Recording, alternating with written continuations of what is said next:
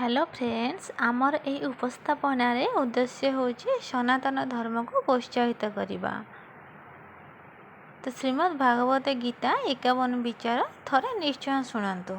मानव जीवन चिंता समस्या एवं दुखर समुद्र अटे। जे पर्यंत यही शरीर अच्छी से पर्यंत यही सब घटना घटी चली। भगवान श्रीकृष्ण यही समस्त चिंता समस्या एवं दुखर मुक्ति पाइबापी श्रीमद् भागवत गीतार परामर्श देइछन्ति। एही भिडियो रे आमे श्रीमद् भागवत गीतार मोट 51 विचार विषय आलोचना करिबा। तेणु यही विचार गुड़िक आप प्रत्येक दिन सकाळे निश्चय शुणु और आपणक जीवन में ग्रहण करंतु। आसंतु जानिबा श्रीमद् भागवत गीतार 51 विचार। इतिहास कहे गतकाली सुख थिला, विज्ञान कहे आसंता काली सुख अच्छी, किंतु धर्म कहे जदि मन सत हृदय भल तेरे प्रत्येक दिन सुख अच्छी। श्रीकृष्ण कहते मनुष्य को परिणाम चिंता न करी निस्वार्थ निष्पद हो निजर कर्म करने उचित। जेपरी अंधकार आलोकर ज्योति झलसी उठे ठीक सेहीपरि सत्यर ज्योति कदापि मलिन हुए ना। तेणु मनुष्य को सर्वदा सत्मार्ग अनुसरण करने उचित। जो मनुष्य भितर ज्ञानर अभाव थाए एवं ईश्वर प्रति श्रद्धा न थाए से मनुष्य जीवन में केवे भी आनंद एवं सफलता प्राप्त करि पारि न थाए। मनुष्य यही पृथ्वी को केवल ज्ञान प्राप्त करने आसी। जो मनुष्य ज्ञान प्राप्त करे नहीं से मूर्त व्यक्ति सह समान। ना यही शरीरटी तुमर ना तुम्हें यही शरीर मालिक। यही शरीर 5 तत्व निमित्त अग्नि जल वायु पृथ्वी आकाश। दिने यही शरीर 5 तत्व लीन हो जाओ, बदली जाओ समय सहित कि समय को बदलैवा शिखी जातु। परिस्थिति को दोष दियो नहीं, सब परिस्थिति को धैर्यर सह मुकाबला करने शिख। जीवन में आम केते भूल केवल दुईटी लोक ही जानती एवं जड़े परमात्मा आउ जड़े आमर अंतरात्मा। कौन सी काम को नहीं चिंता करने संपूर्ण ठीक, किंतु एते भी चिंता कर नहीं कि सही काम ही बिगिड़ी जीव। सत् मार्गरे करिथिबा कर्म केवे व्यर्थ जाए नहीं, तार फल मनुष्य को निश्चय प्राप्त होता है। श्रीकृष्ण कहिछन्ति मनुष्यर भाग्य गठन करि न थाए, मनुष्य तार निजर भाग्य निजे गढ़ी थाए। आपण आज जहाँ भी कर्म करती ताहार फल आसंता काली निश्चय भोगिबाकु पड़ी थाए। आज आपणक पाखरे जहाँ भी अच्छी ताहा आपण करिथिबा पूर्व कर्मर फल अटे। कौन से मनुष्यर नुहे तार भल कर्म कि खराब होता है, जमी मनुष्यर कर्म से तार फल प्राप्ति होता है। तुमर केवल कर्म कर अधिकार अच्छे किंतु फल प्रति तुम अधिकार ना। समय पूर्व भाग्य ठार अधिक क्या भी मिली ना हासिल करने सर्वदा चेष्टा करने उचित।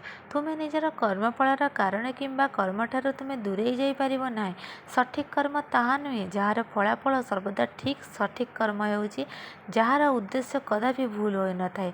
संसार कौन सी मनुष्य सर्वगुण संपन्न हो न थाए, सेथिपाई किछि भूल को अणदेखा करी संपर्क को जोड़ी रखिबा उचित। कहार जीवन को नकल करी बंचिबा अपेक्षा आपण निजको निजे चिन्ह पूर्ण रूप से बंचिबा सठिक निष्पत्ति अटे। जेपरि प्राकृतिक पाणीपागरे परिवर्तन आसी थाए ठीक सेहीपरि जीवन में मध्य सुख दुख आसी थाए एवं यह कदापि स्थायी रहे नहीं। जेतेबेले भविष्यत अंधकार हो जाए सेतेबेले वर्तमानर बंचिबा ही श्रेयस्कर अटे। चेष्टा जारी रखंतु, समाधानर बाट निश्चय खोलीजिव। आज नहले काली नुआ रास्ता निश्चय मिलिब। जीवन में सबुठारु बड़ भूल सेईटा अटे जो भूलरू आमे किछि शिखि पारुना। आम मनर दुर्बल हेले परिस्थिति समस्या परिणत हो जाए। आ जितेबाला आमर मन स्थिर थाए सेतेबाला परिस्थितिर समाधान आपे आपे मिल जाए। आ जितेबाला आमर मन मजबूत होई थाए सेतेबाला परिस्थिति सुजोग रे परिणत हो जाए।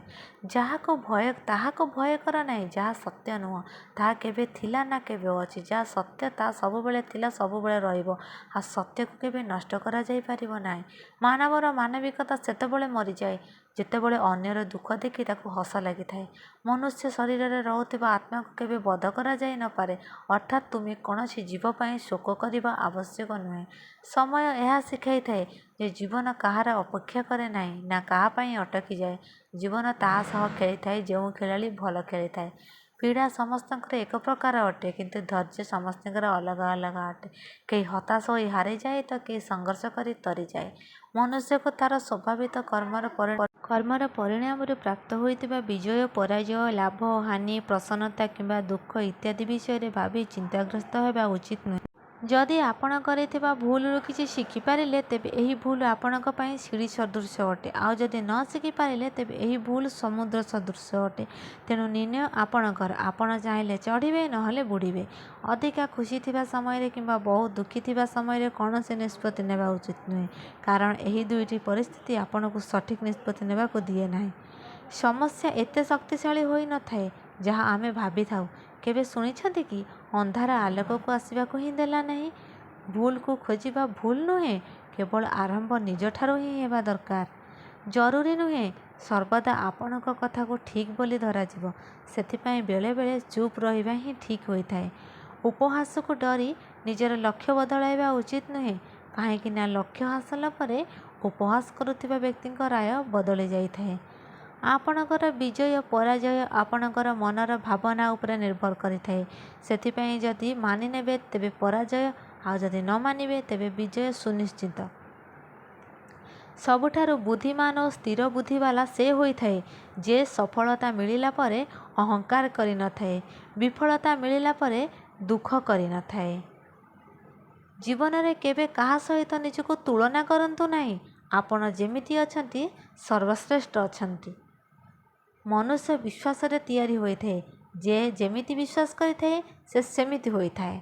ଯିଏ ମନକୁ ଜିତିଗଲା ତା ପାଇଁ ମନ ସର୍ବଶ୍ରେଷ୍ଠ ମିତ୍ର ଅଟେ, କିନ୍ତୁ ଯେ ଏମିତି କରି ନ ପାରିଲା ତାର ମନ ସବୁଠାରୁ ବଡ଼ ଶତ୍ରୁ ଅଟେ।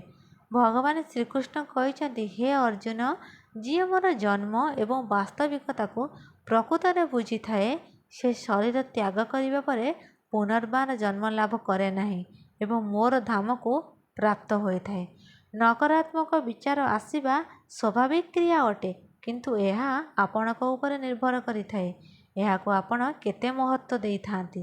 ସବୁବେଳେ ମନେ ରଖନ୍ତୁ, ଭଲ ସମୟ ପାଇଁ ଖରାପ ସମୟ ସହିତ ଲଢ଼ିବାକୁ ପଡ଼ିଥାଏ। ଜୀବନରେ କିଛି ବି ସ୍ଥାୟୀ ନୁହେଁ, ତେଣୁ ନିଜକୁ ଅଧିକ ଚିନ୍ତାଗ୍ରସ୍ତ କରନ୍ତୁ ନାହିଁ, କାହିଁକି ନା ପରିସ୍ଥିତି ଯେତେ ବି ଖରାପ ହେଉ ଏହା ନିଶ୍ଚୟ ବଦଳିଥାଏ।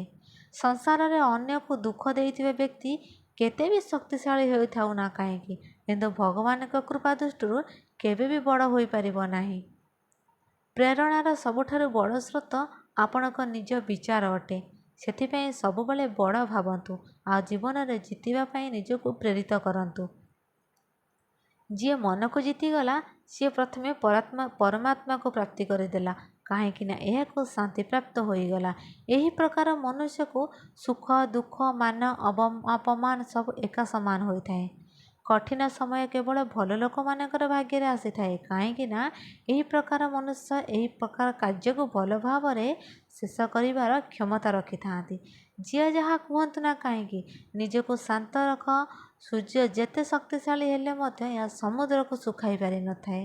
ଆମର ଭବିଷ୍ୟତର ଆଧାର ଆଜି ନିଆଁ ଚାଇଥିବା ସଠିକ୍ ନିଷ୍ପତ୍ତି ଉପରେ ନିର୍ଭର କରେ। ଯେଉଁଠାରେ ଆପଣମାନଙ୍କର ମୂଲ୍ୟ ନାହିଁ ସେଠାରେ ରହିବା ଅନୁଚିତ, ସେ କାହାର ଘର ହେଉ କିମ୍ବା କାହାର ମନ। ମନୁଷ୍ୟର କର୍ମ ନୁହେଁ ବରଂ କର୍ମ ପଛରେ ଥିବା ଇଚ୍ଛା ବାନ୍ଧି ରଖିଥାଏ, କାରଣ ଇଚ୍ଛା ହେତୁ ହିଁ କର୍ମ ସୃଷ୍ଟି ହୁଏ। ସମସ୍ୟା ଆସିଲେ ନିରାଶ ହେବା ଉଚିତ ନୁହେଁ, କାରଣ ଶ୍ରୀକୃଷ୍ଣ ଭାଗବତ ଗୀତାରେ କହିଛନ୍ତି, ଯେଉଁ ମୁହୂର୍ତ୍ତରେ ଏକ ସମସ୍ୟା ଉପୁଜେ ଏହାର ସମାଧାନ ମଧ୍ୟ ଜନ୍ମ ହୁଏ। ମନୁଷ୍ୟ ଯଦି ବିଶ୍ୱାସ ସହ ଗୋଟିଏ ଲକ୍ଷ୍ୟକୁ ଚିନ୍ତା କରେ ତାହା ଅବଶ୍ୟ ପ୍ରାପ୍ତ ହୋଇଥାଏ। କେବଳ ଦୁନିଆ ସାମ୍ନାରେ ଜିତିବା ବାଲା ବିଜେତା ହୋଇନଥାଏ, ବିଜେତା ସେ ହୋଇଥାଏ ଯେ କି ଜାଣିଥାଏ କେଉଁ ସମ୍ପର୍କ ପାଖରେ କେଉଁ ସମୟରେ ହାର ମାନିବାକୁ ପଡ଼ିଥାଏ। କୌଣସି ବିଷୟରେ ଚିନ୍ତା କରିବା ଦ୍ୱାରା ସମସ୍ୟା ବଢ଼ିଥାଏ, କିନ୍ତୁ ଚିନ୍ତନ କରିବା ଦ୍ୱାରା ସମସ୍ୟାର ସମାଧାନ ମିଳିନଥାଏ। ଯେତେବେଳେ ଆଶା ଭାଙ୍ଗିଯାଏ ଏବଂ କୌଣସି ରାସ୍ତା ଦେଖାଯାଏ ନାହିଁ ସେତେବେଳେ ଭାଗବତ ଗୀତାର ଶରଣକୁ ଥରେ ନିଶ୍ଚୟ ଆସନ୍ତୁ। ଯଦି ଭିଡ଼ିଓଟି ଭଲ ଲାଗିଛି ତେବେ ଭିଡ଼ିଓଟିକୁ ଲାଇକ୍ କରନ୍ତୁ, ଚ୍ୟାନେଲକୁ ସବସ୍କ୍ରାଇବ୍ କରନ୍ତୁ, ଏହାକୁ ଆପଣଙ୍କ ସାଙ୍ଗମାନଙ୍କ ସହିତ ସେୟାର କରନ୍ତୁ। ଭିଡ଼ିଓଟିକୁ ଶେଷ ପର୍ଯ୍ୟନ୍ତ ଦେଖିବା ପାଇଁ ଆପଣଙ୍କୁ ବହୁତ ବହୁତ ଧନ୍ୟବାଦ। ରହିଲି, ଜୟ ଜଗନ୍ନାଥ।